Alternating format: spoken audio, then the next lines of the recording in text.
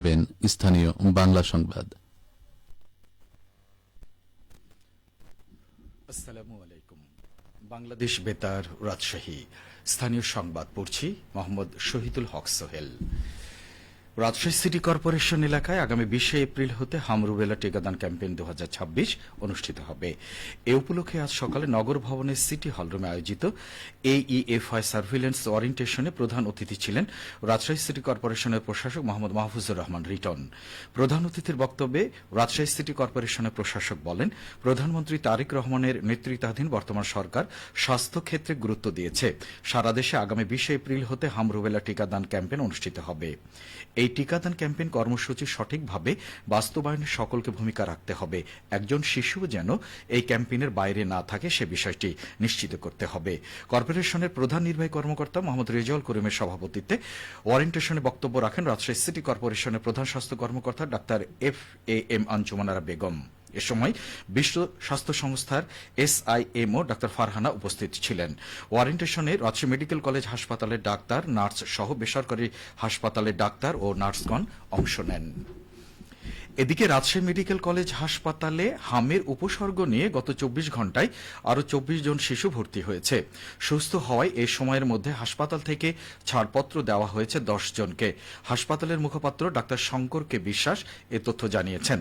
তিনি আরও জানান, বর্তমানে হামের উপসর্গ নিয়ে রাজশাহী মেডিকেল কলেজ হাসপাতালে 149 জন রোগী চিকিৎসাধীন। চলতি মৌসুমে 651 জন রোগী হাসপাতালে ভর্তি হয়েছিল। এর মধ্যে মারা গেছে 51 জন শিশু। আগামী 20 এপ্রিল প্রধানমন্ত্রী তারেক রহমানের বগুড়া সফরকে কেন্দ্র করে জনসভা স্থলের প্রস্তুতি জোরদার করা হয়েছে। এ উপলক্ষে আজ শহরের আলতাফুন্নেসা খেলার মাঠে নির্মাণাধীন জনসভার মঞ্চ পরিদর্শন করেন বগুড়া সদর আসনের MP রেজাউল করিম বাদশা। পরিদর্শনকালে তিনি মঞ্চ নির্মাণ কাজের অগ্রগতি, সার্বিক ব্যবস্থাপনা ও নিরাপত্তা প্রস্তুতি ঘুরে দেখেন এবং সংশ্লিষ্টদের সঙ্গে কথা বলেন।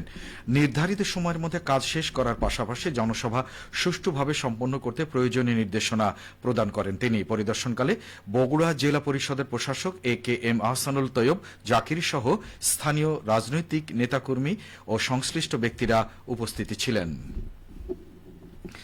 Rajshahi chamber of commerce and ইন্ডাস্ট্রির দ্বিবার্ষিক পরিচালনা পর্ষদ নির্বাচনের ভোট গ্রহণ চলছে। আজ সকাল 8টায় ভোট গ্রহণ শুরু হয়েছে এবং তা চলবে বিকেল 5টা পর্যন্ত। নির্বাচনে সভাপতি, সিনিয়র সহসভাপতি, সহসভাপতি এবং পরিচালক এই 4টি পদে মোট 46 জন প্রার্থী প্রতিদ্বন্দ্বিতা করছেন। নির্বাচনকে কেন্দ্র করে প্রার্থীদের মধ্যে ব্যাপক উৎসাহ উদ্দীপনা লক্ষ্য করা যাচ্ছে। ভোট কেন্দ্রে সকাল থেকে ভোটারদের উপস্থিতি দেখা গেছে। নির্বাচন বোর্ডের চেয়ারম্যান ও বোয়ালিয়া সহকারী কমিশনার ভূমি আরিফ হোসেন জানিয়েছেন, সুষ্ঠু ও শান্তিপূর্ণ পরিবেশে নির্বাচন সম্পন্ন করতে সব ধরনের প্রস্তুতি গ্রহণ করা হয়েছে। ভোট কেন্দ্রে আইন শৃঙ্খলা রক্ষাকারী বাহিনীর উপস্থিতি নিশ্চিত করা হয়েছে। রাজশাহীতে গত 10 বছরে বোরো উৎপাদন বৃদ্ধি পেয়েছে 86,949 মেট্রিক টন। এ সময়ের মধ্যে 1,805 হেক্টর জমিতে আবাদি বৃদ্ধি পেয়েছে। রাজশাহী জেলা কৃষি সম্প্রসারণ অধিদপ্তরের দেয়া 2015 থেকে 2025 সাল পর্যন্ত প্রতিবেদনে এই তথ্য জানা গেছে। এদিকে চলতি বছরে 68,300 হেক্টর জমিতে বোরো আবাদের লক্ষ্যমাত্রা ধরা হয়েছে 3,29,303 মেট্রিক টন। গত বছর 68,995 হেক্টর জমিতে আবাদ হয়েছিল 3,27,544 মেট্রিক টন বোরো ধান। রাজশাহী জেলা কৃষি সম্প্রসারণ অধিদপ্তরের উপপরিচালক মোহাম্মদ নাসির উদ্দিন জানান, বোরো ধানের বীজ, সার ও কীটনাশক সহ প্রয়োজনীয় পরামর্শ প্রদান করা হচ্ছে। কৃষকদের উদ্বুদ্ধ করার ফলে এই অঞ্চলে বোরোর আবাদ বৃদ্ধি করা সম্ভব হয়েছে। নাটোরের কৃষকরা মসুর ডালের আশানুরূপ ফলন পেয়েছেন। ইতিমধ্যে 100% আবাদি জমির মসুর ডাল সংগ্রহ করা হয়েছে। হেক্টর প্রতি ফলন পাওয়া গেছে 1.80 টন। জেলায় এবছর 5,666 হেক্টর জমিতে মসুর ডাল আবাদের লক্ষ্যমাত্রা থাকলেও লক্ষ্যমাত্রা ছাড়িয়ে 5,729 হেক্টর জমিতে মসুর আবাদ হয়। আবাদি জমি থেকে 729 হেক্টর জমিতে মসুর আবাদ হয়। আবাদি জমি থেকে সর্বমোট 10,297 টন মসুর ডাল উৎপাদন করা হয়েছে। অনুকূল আবহাওয়া, উচ্চ ফলনশীল জাতের বীজ ব্যবহার, কৃষি বিভাগের প্রশিক্ষণ পরামর্শ প্রদান, সর্বোপরি চাষীদের ঐকান্তিক চেষ্টায় এবার জেলায় মসুর ডালের ভালো ফলন পাওয়া গেছে বলে জানিয়েছেন নাটোর কৃষি সম্প্রসারণ বিভাগের উপপরিচালক মোহাম্মদ হাবিবুল ইসলাম খান। নাটোরের বড়াই গ্রামে দ্রুতগামী অটো ভ্যানের ধাক্কায় এক স্কুল ছাত্রের মৃত্যু হয়েছে।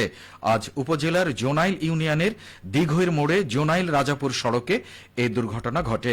নিহত আব্দুর রহিম নাটোরের বড়াইগ্রাম উপজেলার দিঘইর গ্রামের শাহ আলমের ছেলে। সে দিঘইর প্রি ক্যাডেট ইন্টারন্যাশনাল স্কুলের প্রথম শ্রেণীর শিক্ষার্থী ছিল। পুলিশ জানায়, সকালে আব্দুর রহিম বন্ধুদের সাথে স্কুল থেকে রাস্তা পার হচ্ছিল। এই সময় একটি দ্রুতগামী অটোভ্যান তাকে ধাক্কা দিলে সে গুরুতর আহত হয়।